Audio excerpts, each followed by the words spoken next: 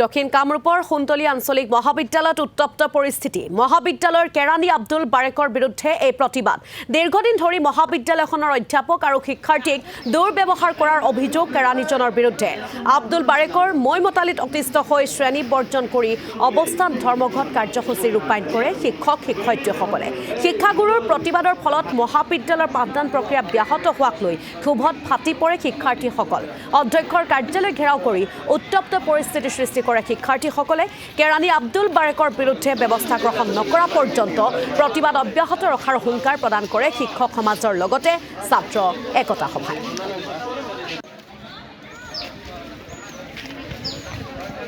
আমি টিচাৰ ইউনিটৰ পৰা ধৰ্মঘট বা অৱস্থান ধৰ্মঘট লৈছোঁ কৰ্মবিৰতি লৈছোঁ ইয়াৰ যথেষ্ট কাৰণ আছে এই সমস্যাটো আমাৰ আজিৰ নহয় আমাৰ নন টিচিঙৰ বিশেষকৈ আমাৰ বড়োবাবু আব্দুল বাৰেকে তেখেতে বহুত দিনৰ পৰাই আমাৰ আগৰ প্ৰিন্সিপাল ছাৰৰ লগতো দুৰ্ব্যৱহাৰ কৰিছে আমাৰ আগতেই কৰিছে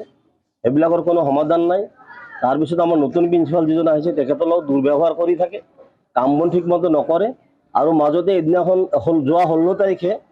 প্ৰিন্সিপাল ছাৰৰ তাত যাই তেখেতে বহুত অভদ্ৰামী ব্যৱহাৰ কৰিছে আৰু সেইখিনি মাত মাতিবলৈ যাওঁতে আমাৰ শিক্ষক দুজনক অতি বেয়াকৈ দুৰ্ব্যৱহাৰ কৰিছে অপমান কৰিছে আৰু তেখেতসকলক ভৱিষ্যতেও চাই ল'ম বুলি ভাবুকি দিছে গতিকে ইয়াৰ বিৰুদ্ধে আমি ঐক্যবদ্ধভাৱে আমাক শিক্ষক গোটেই আমি মিটিং কৰি প্ৰিন্সিপাল ছাৰক আমি 3 দিনৰ সময় দিছিলোঁ ইয়াৰ বিচাৰ খুজি তেখেতে আমাক বিচাৰ দিয়া নাই ইয়াৰ পিছত প্ৰিন্সিপাল ছাৰে আকৌ যোৱা 21 তাৰিখে